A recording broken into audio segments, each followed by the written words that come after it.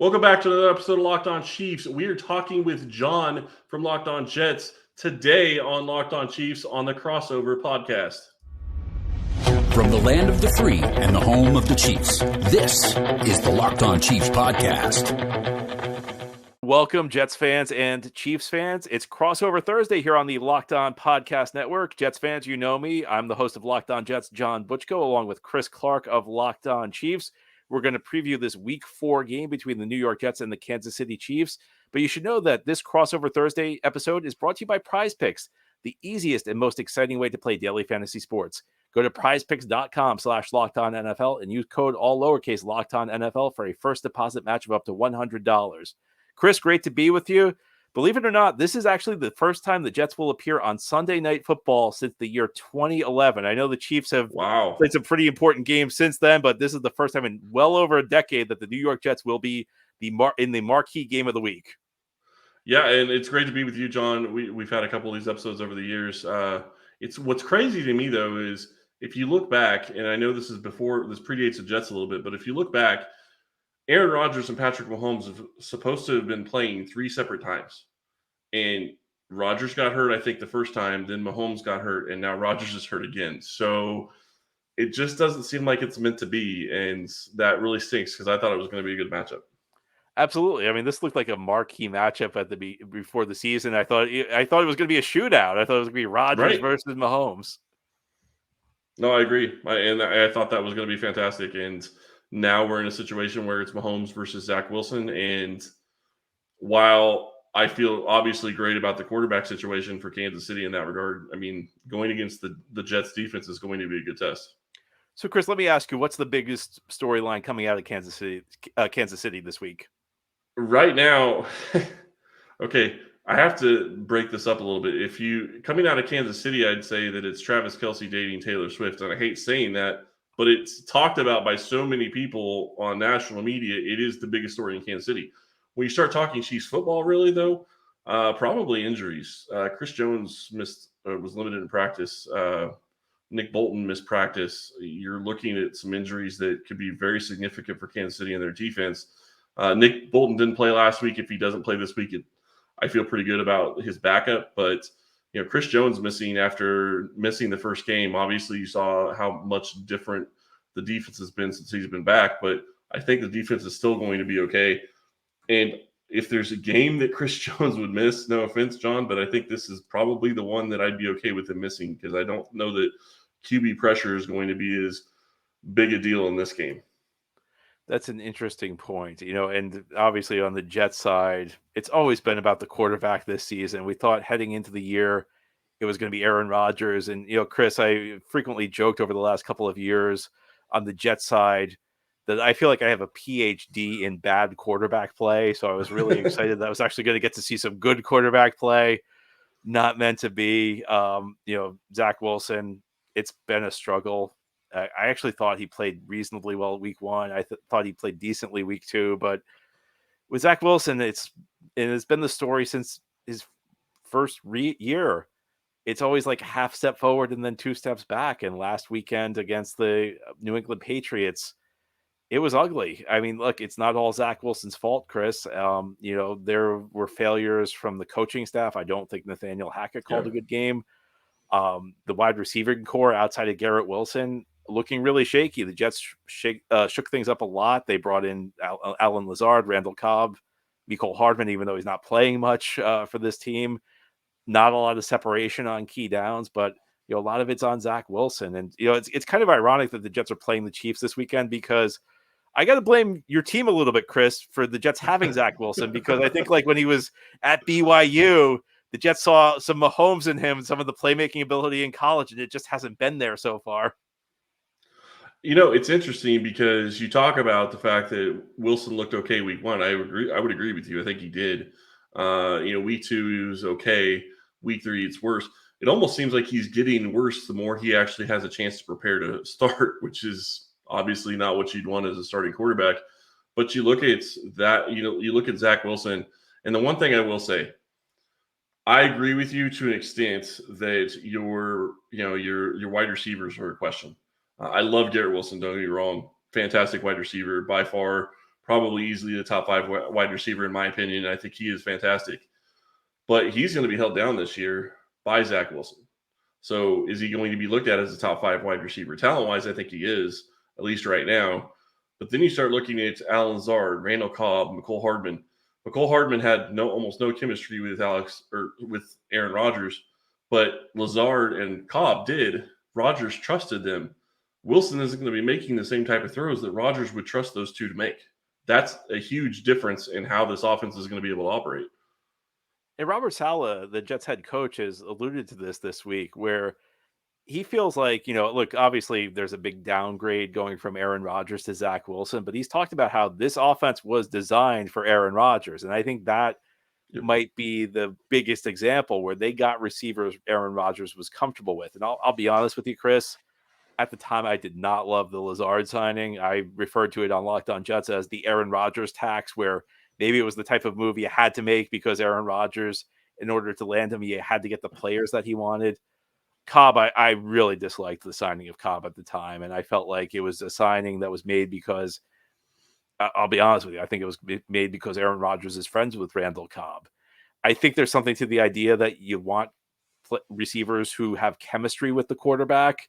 Yep. But I just felt like the Jets, they should have been trying to upgrade the receiver position. And there are lots of issues with this offense right now. And I think I got to be honest with you, Zach Wilson's number one. I mean, if you look at this quarterback matchup this weekend, I mean, I don't think you can have a bigger mismatch of Patrick Mahomes versus Zach Wilson, but I don't think the Jets have done a lot to help out Zach Wilson. I would agree with that. And I would expand a little bit and say that if you put Patrick Mahomes with the same receiving core, you're going to have better results. And I don't think that that's anything that would surprise anybody. But I also don't think that when you look at the wide receivers that the Jets have, I think that they were expecting Aaron Rodgers was going to be able to elevate them. And Zach Wilson is not that type of quarterback. At least that's the way I see it. And that is going to be a problem for the offense consistently this season. So that's going to be something to watch, and something I'm really curious is to see how it plays out this week. Kansas City has had some really good DB play, and I think that's going to be something to watch. Obviously, Garrett Wilson is going to be a guy that you have to watch out for, but the rest of the wide receivers I feel pretty good about being able to cover and at least keep down to, average type numbers, if not below average. Now, Chris, let me ask you, do you think Chris Jones is going to play on Sunday? It's so hard. This early in the week, I would love to say that I'm confident he will. Like, this is he's going to practice more tomorrow. He'll practice more on Friday, and he'll be ready to go. But with Chris Jones and with what he means to this team, and again, I go back to kind of what I said before. If I'm the coaching staff and I'm looking at this game, can I win this game without Chris Jones? If I think I can, and I don't need Chris Jones, I'm sitting him. Because if you get him healthy and you get him ready, I mean, look at the schedule the next couple of weeks. They have the Vikings next week, which could be interesting, and then the Broncos. But the real big game of the game coming up is the Chargers in several weeks. If Chris Jones is 100% healthy in that game, that's what matters. I don't know that Jones is going to make as big of a difference. He can make a big difference in the game, but I don't think he's going to be the reason they would win in this case. No, it's interesting for the Jets is they've kind of reshuffled their offensive line. Left tackle Dwayne Brown's on injured reserve with a hip injury. So the Jets essentially have new guys in 3 spots. Mekhi Becton, who had played right tackle at the start of the season, moved over to left tackle. Elijah Vera-Tucker, who had been the right guard, moved to right tackle. And Joe Tippmann, who the Jets drafted in the second round, who's really a center, is playing right guard. So in a way, you could argue the Jets actually have 3 guys playing out of position, although I think I'd really say it's probably closer to 2 because Becton played left tackle as a rookie and he got some work in training camp at left tackle. But Jets have a reshuffled offensive line. And oddly, I think they played better against New England in week 3 than the regular line played weeks 1 and 2. But that's something to watch. And it'll be something interesting to see whether or not Jones plays.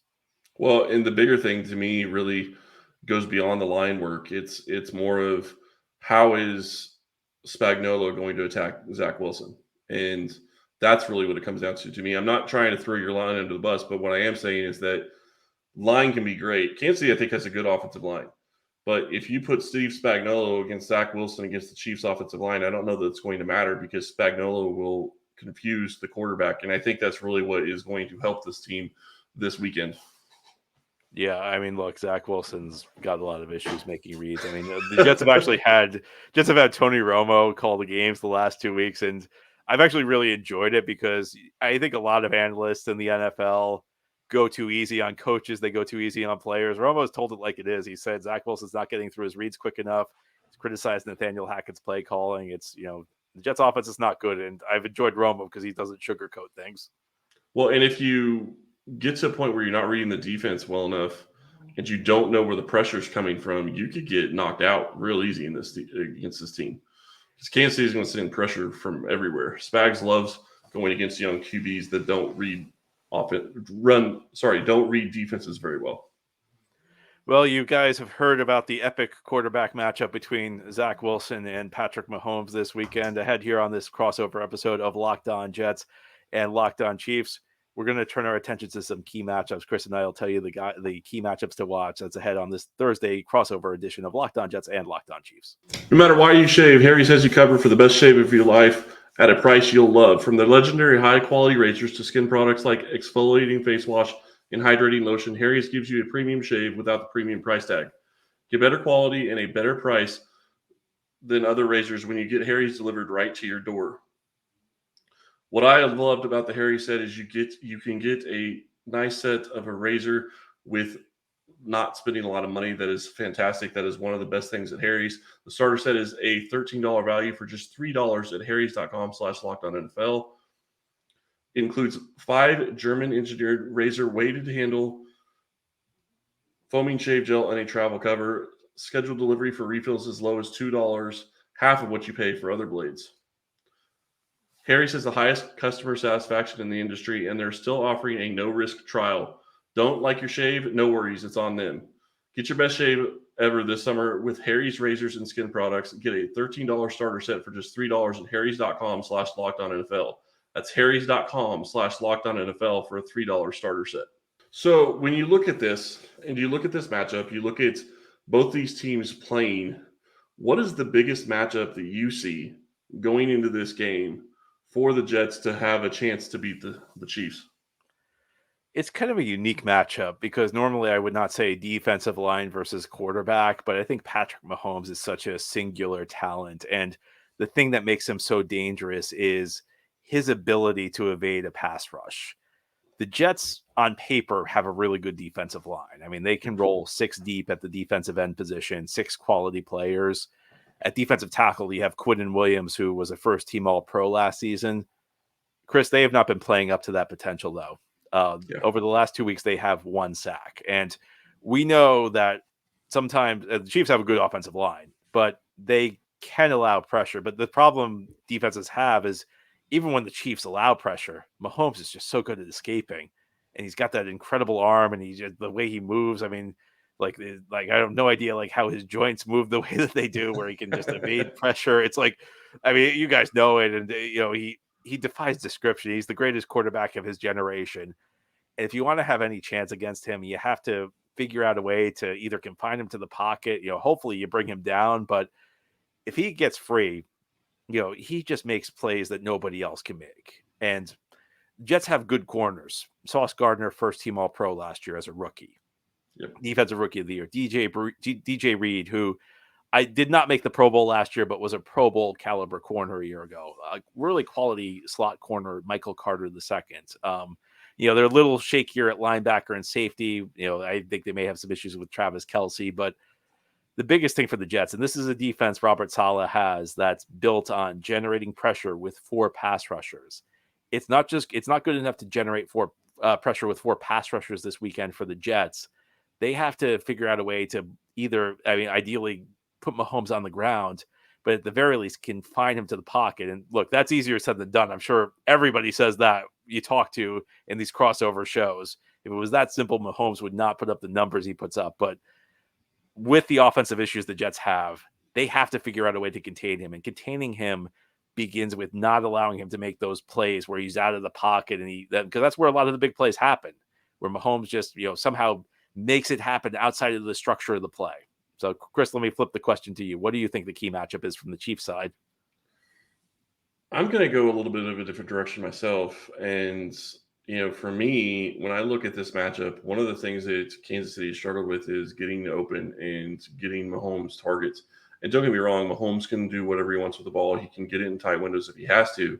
But if you go back and watch week one, the wide receivers weren't getting the separation that Mahomes would have liked to throw the ball. And when they did, they weren't on the same page with Mahomes for some of it, and then they had drops as well. So I'm really looking at your corners versus the wide receivers of the Chiefs. Travis Kelce is, I could say Travis Kelce every week, and I'm just going to be honest. He's a matchup nightmare for just about any defense because I've yet to see a defense that can actually really shut him down. Even when you hold him to low yardage, it's usually at the expense of him getting multiple touchdowns. So did you really hold him down at that point? So looking at Sauce Gardner, looking at your other corner, how do they go up against this Chiefs wide receiver room? And can the Chiefs wide receivers get separation? Because I would imagine that the Jets are probably going to try to double Kelce, let Sauce do his own thing, and see if the other wide receivers can beat you. And if that's the case, that's going to make the Chiefs wide receivers be even more important in this game. And it could lead to a game where Kansas City's either way up, or it could lead to a game which is a lot closer than it probably should be. This is interesting, and I think one of the interesting things for the Jets, and I'm going to talk about Kelce a little bit, is I think heading into the season, I had big questions about the Jets linebacker group. They have a guy, Quincy Wilson. He's actually, I'm sorry, not Quincy Wilson. That's actually another former Jets corner, Quincy Williams. Quinnen Williams' his brother, who the Jets claimed off waivers 2 years ago from Jacksonville, a linebacker who has been decent. He was good enough to earn a starting job the last 2 seasons. He was good enough to earn a second contract from the Jets over the course of this offseason. Very inconsistent player, but the first 3 weeks of the season, it seems like it's clicked for him. It's clicked against the run. It's clicked in coverage. It's a tough matchup. I'm interested to see how the Jets handle him. I also think, though, when you look at this Chiefs receiver room, I wonder whether on passing downs, at least, the third and long plays, whether the Jets may put Sauce Gardner on Travis Kelce, because Jets have good corners. Sauce is the number one guy, though. And I think that, the Jets may feel confident enough in these corners, DJ Reed and Michael Carter II, that they might be able to handle these Chiefs receivers. And maybe, I don't know, you can do it on early downs, because I think, even the tight end like Kelce, it's tough to put a corner on him on early downs when he can just block a corner against the run. But I wonder if on passing downs, maybe you see a marquee matchup in Sauce Gardner versus Travis Kelce. That would be interesting, and I'm curious to see if they do it. The one thing I will say is, generally speaking, when Travis has been matched up against the corner, he's used his size to his advantage. So that's really what the problem has been when he goes up against corners. It's slowed him down at times. I'm not going to say it stopped him, but the other interesting part of that to me is, if they're going to go and do that, I have been tracking third downs for Kansas City this entire season. And while Kelce was out the first week, he still is not the overwhelming favorite to get the ball on third down. I'm not going to say he's at the bottom of the list, but he's probably second or third on the list in the past 2 games of being targeted in third down over these past couple weeks, which is interesting to me because you would expect it to be more. So, Mahomes is having trust in other players, so that's going to be what's curious to me in that regard. So who are the guys he targets over Kelce on third down? It's been different each week. He targeted Sky Moore lots. He's targeted Rashee Rice several times. Justin Watson has been a guy, especially on deeper balls. It's not really one person. There's lots of different people he's gone to, and look at Jerick McKinnon. Jerick McKinnon has got a lot of work out of the backfield and being a guy that can, get out in space and create. And while Kansas City didn't get a lot of long third downs in week 3, they did have a lot of long third downs in week 2, and they didn't convert a bunch of them, but they completed passes and gave themselves a chance. So something to watch. All right. Well, you've heard the key storylines for these two teams. You've heard the key matchups ahead here on this crossover Thursday edition of Locked On Jets and Locked On Chiefs. We're going to turn our attention to predictions. What will happen Sunday night in the Meadowlands? Stay tuned to find out. This episode of Locked On Jets and Locked On Chiefs is brought to you by PrizePicks. PrizePicks is the largest independently owned daily fantasy sports platform in North America. They're the easiest and most exciting way to play DFS. It's just you against the numbers. Instead of battling thousands of other players, including pros and sharks, you pick more or less than 2 to 6 player stat projections and watch the winnings roll in. PrizePicks is the most fun you can have playing daily fantasy. You can test your skills this football season. It's the most exciting way to play daily fantasy. And if you have the skills, you can turn $10 into $250 with just a few taps, because PrizePicks allows you to pick more or less than player stat projections. So you can have Patrick Mahomes for more than 2 touchdowns if you're a Chiefs fan, or less than 2 touchdowns if you're a Jets fans. Really fun, really exciting way to play daily fantasy sports. Go to prizepicks.com/LockedOnNFL and use promo code LockedOnNFL for a first deposit match of up to $100. Again, it's prizepicks.com/LockedOnNFL, promo code LockedOnNFL for a first deposit match of up to $100. One more time, prizepicks.com/LockedOnNFL, promo code LockedOnNFL. Play daily fantasy sports. It's Crossover Thursday here on the Locked On Podcast Network. I'm John, the host of Locked On Jets, alongside Chris from Locked On Chiefs. Sunday Night Football, a rare appearance on the big stage for the New York Jets. First Sunday Night Football appearance since 2011. Not so rare appearance for Kansas City in the marquee game of the week. Chris, tell me what you think is going to happen Sunday night in the Meadowlands. In order for the Chiefs to win this game, I think they have to play to their strengths. I mean, you say that every week, but it's the reality of, can they slow down the Jets offense, which I obviously think they can. I think Zach Wilson is going to make it hard for them to be successful on a regular basis. But Kansas City has allowed some teams to run a little bit, so that's going to be interesting, because Breece Hall, I think, is really a threat when it runs. But if they can't pass, it kind of holds up the run a little bit too. So something to watch on that. But for me, can Kansas City's offense play up to a very good defense and take it to a very good defense? And I think if they get to a point where they score 28, 35 points, I don't think that the Jets are going to be able to keep up. I see Kansas City winning this game, and I'm not sure that I really see it being particularly close. I'm going to probably go 30 to 13.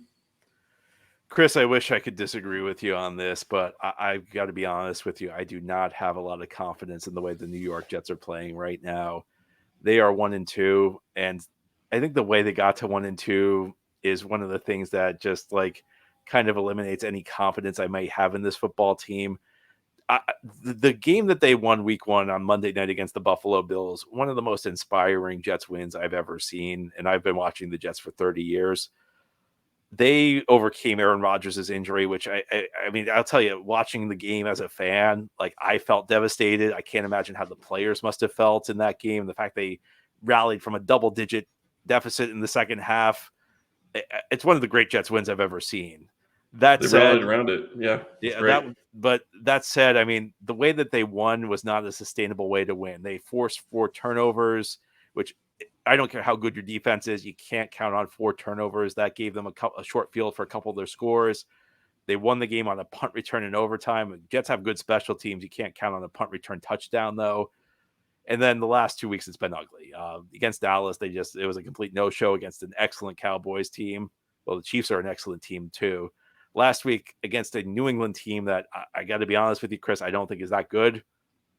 The defense played well. The defense only allowed 13 points, but the offense just stalled in such a profound way. Zach Wilson's not playing with any confidence right now. I could see this game going one of 2 ways, where either the Jets play really inspired football and the crowd gets behind them, and this is a tight game in the last 2 minutes, and maybe it's a situation where the Jets have the ball with a chance to win. Maybe it's a situation where we're all going to be terrified for New York, and the Chiefs will have the ball with Mahomes having the game in his hands. The other scenario is the one you laid out, where Chiefs jump out to a big lead and the Jets just don't have the offensive firepower to match.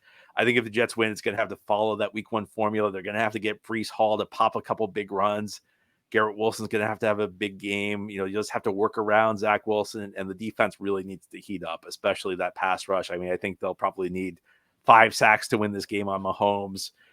I think it could happen, but I think if you play this game 10 times, probably 6 or 7, the Chiefs win this game in a blowout. I agree with you. I'm not going to pick as big of a margin, but I think it's got the feel of like a Chiefs 24, Jets 10 kind of game.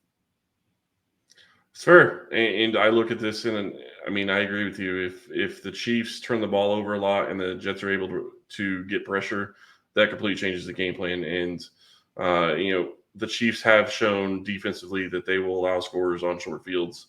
So if the Chiefs turn the ball over a lot, that's definitely a way to beat this team.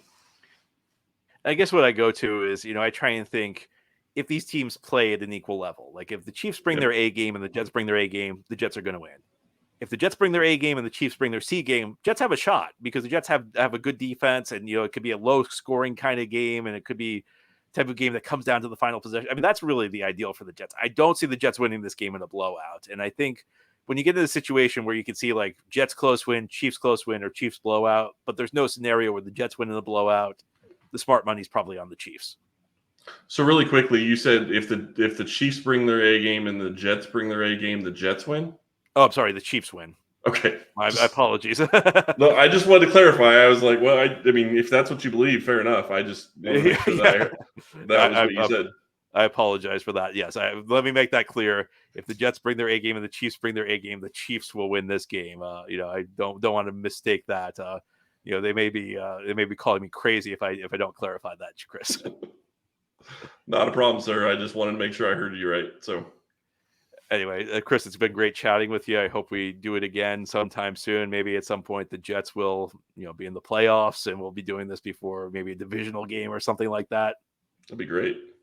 Yeah, looking forward to it, and I'm looking forward to this game. It's always fun on Sunday Night Football, so being on prime time is going to be exciting, and hopefully we have a good game. That's really all you can really hope for in this scenario. Anyway, that's all for our crossover show today. Jets fans, Chiefs fans, it's been great chatting with you. Jets fans, tune into Locked On Jets tomorrow. We'll have a great show talking about the lead up to this game. Chiefs fans, listen to Chris over on Locked On Chiefs. They'll have great content. In fact, Jets fans, head on over there to get the perspective from the enemy. Until next time, have a great Thursday, everybody, and look forward to chatting about this game tomorrow.